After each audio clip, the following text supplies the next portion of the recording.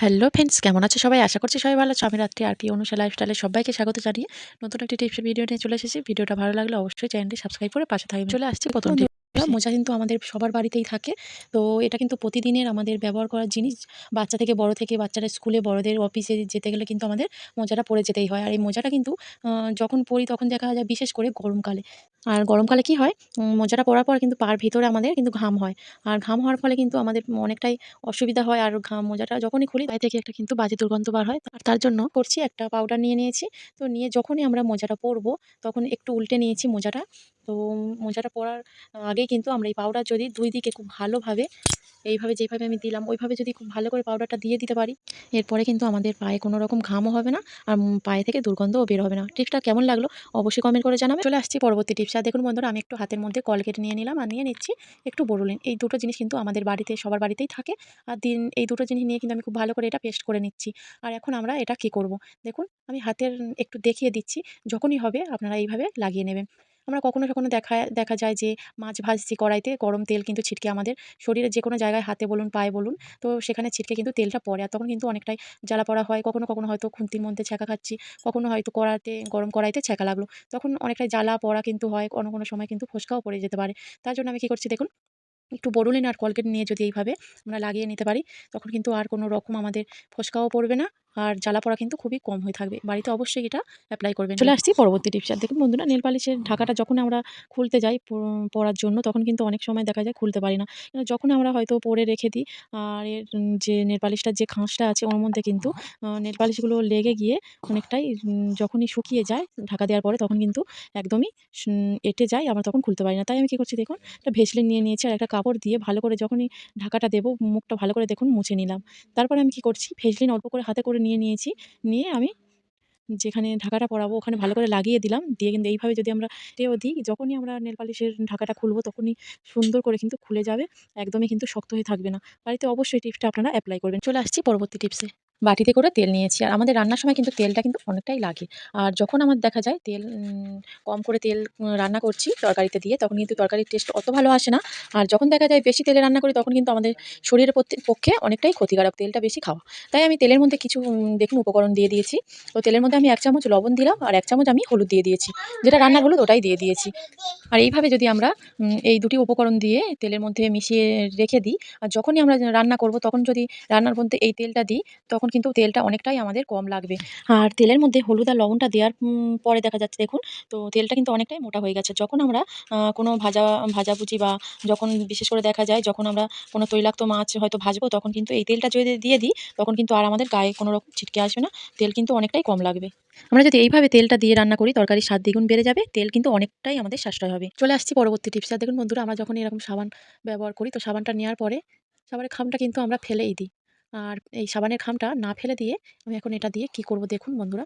তো সাবানের খামটা তো একটু উপরের দিকটা প্লাস্টিকের, তাই কিন্তু এটা তেলতেলে ভাব থেকেই যায়। দেখুন বন্ধুরা, আমি একটা সিলিন্ডার নিয়েছি। যখনই হয়তো নতুন সিলিন্ডার আসবে, পুরাতনটা নিয়ে যেতে হয়, বা পুরাতনটা দিয়ে আমরা নতুন সিলিন্ডারটা নিয়ে আসবো, তখন কি হয়, আমরা তো পুরোটা তুলে নিয়ে যেতে পারি না। হয়তো মেঝেতে দিয়ে এইভাবে একটু ঘষিয়ে নিয়ে যায়। তখন কি হয়, মেঝের মধ্যে কিন্তু একটা দাগ পড়ে যায় বাজে রকমের। তখন কিন্তু আর মেঝের যে দাগটা পড়ছে ওটা কিন্তু তোলাও যায় না, আর বাজে দেখতেও লাগে। তার জন্য আমি কি করছি দেখুন বন্ধুরা, যে সাবানের খামটা আমি নিয়ে নিয়েছি। সাবানের খামটা একটু খুলে নিলে ভালো হতো, কিন্তু খোলার কোনো প্রয়োজন নেই। তো এইভাবে যদি আমরা একটু বড় করে দিয়ে দেখুন, যেহেতু সাবানের খামটা একটু তেলতেলে ভাব, তাই এইভাবে যদি আমরা টেনে নিয়ে যাই, এর মধ্যে কিন্তু কোনো রকম একটু আওয়াজও হবে না, আর কোনো রকম কিন্তু মেঝেতে দাগও পড়বে না। খুব সহজে কিন্তু আমরা টেনে নিয়ে যেতে পারবো। কোনো কিন্তু আমাদের নিয়ে যেতেও ভারী লাগবে না, কষ্টও হবে না। দেখুন বন্ধুরা, খুব সহজে কিন্তু চলে যাচ্ছে। এইভাবে কিন্তু আপনারা যখনই সিলিন্ডার আনবে, এইভাবে এই টিপসটা এপ্লাই করবেন। চলে আসছি পরবর্তী টিপসে। আর বন্ধুরা দেখুন, আমি একটা বাঁধাকপি নিয়ে নিয়েছি। বাঁধাকপিটা আমরা যখন কাটি, ছুরি বা বঁটি দিয়ে যখনই কাটি, তখন কিন্তু দেখুন আমি এই ছুরি দিয়ে কেটে দেখাচ্ছি। তখন কিন্তু অনেকটাই বড় হয়ে যায়। আর বড় বাঁধাকপি কাটার পরে যখন আমরা রান্না করব, তখন কিন্তু এগুলো ভাজতে অনেক টাইম লাগবে, আর সিদ্ধ হতেও অনেকটাই টাইম লেগে যাবে। তাই আমি কি করছি দেখুন, একটা গ্রেটার নিয়েছি। যেটা বড় দিকটা আছে ওই দিক থেকেই আমি আজকে বাঁধাকপিটা গ্রেট করে আপনাদের সামনে দেখাবো। তো কেমন হয় দেখুন, আমি বাঁধাকপিটা খুব ভালোভাবে কিন্তু গ্রেট করে নিচ্ছি। এতে যখনই বাঁধাকপিটা কাটতে যাবো, তখন কিন্তু একদম কম সময়ে অনেক বাঁধাকপি একসঙ্গে আমরা কেটে নিতে পারবো। আর বটিতে বা ছুরিতে কাটতে গেলে কিন্তু আমাদের অনেকটাই টাইম লেগে যাবে অনেক একসঙ্গে বাঁধাকপি কাটার জন্য। আর দেখুন বন্ধুরা, বাঁধাকপি অল্প করে আমি গ্রেট করে নিয়েছি, নেওয়ার দেখানোর জন্য আপনাদের। তো দেখুন কত সুন্দর একদম ছোট কুচো হয়ে গেছে। আর কুচো হয়ে যাওয়ার জন্য জন্য কিন্তু রান্না করার সময় আমাদের কিন্তু একদম তেল মশলা কিন্তু একদম অল্প লাগবে। আর বাঁধাকপিটা ছোট, ছোট হওয়ার ফলে কিন্তু অনেকটা গ্যাসও আমাদের খরচা কমে যাবে, আর তেল খরচা কমে যাবে, আর অনেকটা সময়ও বেঁচে যাবে। এইভাবে যদি বাঁধাকপিটা আমরা কুচিয়ে নিই, তাড়াতাড়ি সিদ্ধ হয়ে যাবে, তাড়াতাড়ি রান্নাও হয়ে যাবে। চলে আসছি পরের টিপসে। বন্ধুরা দেখুন, আমি কয়েকটা কানের দুল নিয়েছি, যেগুলো স্টোনের বা অন্য দেখুন আমি কিন্তু একসঙ্গে রাখার ফলে কিন্তু এগুলো কিন্তু যেগুলো স্টোনের হয় সেগুলো কিন্তু অনেক সময় দেখা যায় একটা স্টোন উঠে গেল একটা কানের, তো অনেকটাই দামি স্টোনের যে কানেরগুলো হয়, তো উঠে গেল আর কিন্তু একটা আমরা পড়তে পারি না। তাই আমি কি করছি দেখুন, একদম আলাদা, আলাদা করে রেখেও দিতে পারবো। আর যেকোনো কন্টেনারের দেখুন আমি একটা ঢাকা নিয়ে নিয়েছি। তো এই প্লাস্টিকের ঢাকাগুলো কিন্তু অনেক সময় অনেকদিন হয়ে যাওয়ার পরে কিন্তু এগুলো ভেঙে যায়, আর আমাদের কিন্তু কাজেও লাগে না। এগুলো আমরা কি করি, অনেক সময় দেখা যায় হয়তো বিক্রি করে দিলাম ফেরিওয়ালার কাছে, বা এগুলো ফেলে দিলাম, নোংরা আবর্জনা হয়ে থাকে। তাই আমরা কি করব দেখুন, একটা আ কন্টেনারের ঢাকা নিয়ে নিয়েছি। নেওয়ার পরে আমি কিন্তু কানের বসাগুলো এইভাবে খুব সুন্দর করে কিন্তু গেঁথে, গেঁথে রেখে দেব। আর যে সকল বন্ধুরা আমার চ্যানেলে আগে থেকেই সাবস্ক্রাইব করেছেন তাদেরকে অনেক, অনেক ধন্যবাদ, অনেক ভালোবাসা। যারা নতুন আসছো অবশ্যই আমার চ্যানেলটি সাবস্ক্রাইব করে পাশে থাকবেন। আর ভিডিওটি ভালো লাগলে অবশ্যই একটা লাইক দিয়ে দেবেন। আর ফ্রেন্ডস এবং ফ্যামিলির সঙ্গে অনেক, অনেক শেয়ার করবেন। আর দেখুন বন্ধুরা, আমি কিন্তু অনেকগুলোই কানের দুল বসা কিন্তু এর মধ্যে লাগিয়ে নিয়েছি। আগে থেকেই দেখুন আপনাদের সামনে কিন্তু একটা সেফটি পিন দিয়ে ফুটো করে নিয়েছি। আরও অনেক কিন্তু এর মধ্যে কানের ধরবে। তো আপনারা চাইলে আরও অনেক কটাই করে নিতে পারেন ফুটো। তো দেখুন আমি কিন্তু কৌটোর ঢাকাটার পিছন দিকে এগুলো লাগিয়েছি কানের দুলগুলো। লাগানোর পরে কিন্তু দেখুন কৌটোটা কিন্তু একদমই খালি পড়ে আছে। এতে কিন্তু আমরা অন্য কোনো জিনিসও একসঙ্গে রেখে দিতে পারবো। এভাবে কিন্তু আপনারা বাড়িতে এই টিপসটা এপ্লাই করতে পারেন। চলে আসছি পরবর্তী টিপস। আর দেখুন বন্ধুরা, আমি একটা তেলের বোতল নিয়েছি। সরষের তেল বা রিফাইন তেল, যে তেলই বলো কেন, আমরা এগুলো রান্নার কাজে সবসময় ব্যবহার করি। আর এগুলো ব্যবহার করার ফলে কিন্তু যখন আমরা তেলটা রান্নার সময় ঢালি বা কোথাও, তো এই তেলের বোতল থেকে কিন্তু অনেক সময় দেখা যায় তেল গড়িয়ে, গড়িয়ে পড়ে যায়। আর যেখানেই আমরা রাখি না কেন, যেখানেই বলতে আমরা রান্নাঘরে কিচেন স্ল্যাবসের উপর যেখানেই রাখি না কেন, যে তেলগুলো পড়ে গড়িয়ে, গড়িয়ে, তো উম দেখা যায় কিচেনে কিন্তু তেল চিটচিটে ভাব একটা থেকেই যায় এই বোতলটার তলায়। তো আমি একটা কন্টেনারের ঢাকা নিয়ে নিয়েছি। তো নেওয়ার পরে দেখুন আমি ওর উপরে যদি রেখে দেওয়ার পরে কিন্তু তেল যদিও বা পড়ে, ওর উপরে কিন্তু পড়বে। আর কোনো রকম কোনো সমস্যা হবে না। যেহেতু আমি ঢাকাটার উপরে তেলের বোতলটা রেখেছি, ওর উপর যদি পড়েও যায় আমাদের কিন্তু কিচেন স্ল্যাবসে আর পরিষ্কারও করতে হবে না। আমাদের কিন্তু মূল্যবান সময় অনেক বেঁচে যাবে। ভিডিওটা কেমন লাগলো অবশ্যই কমেন্ট করে জানাবেন।